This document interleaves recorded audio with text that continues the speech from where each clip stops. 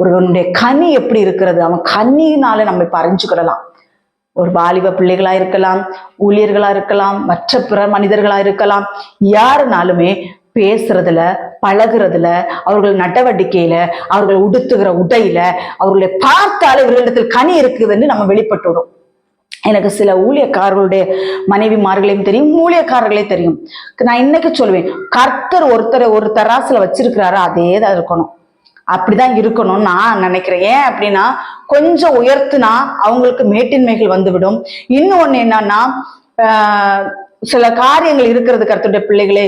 அவர் இந்த ஊழியங்கள்ங்கிறது வந்து கர்த்தருக்காக நாம பக்தி வைராக்கியமா செய்யக்கூடிய ஊழியங்கள்.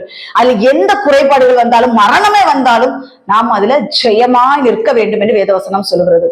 சாப்பாட்டுக்கு வழி இல்லை, உடுக்கிறதுக்கு துணி இல்லை, இதுக்கெல்லாம் ஒப்பாரி வைக்க கூடாது, எல்லாம் கர்த்தர் பார்த்துக் கொள்வார்.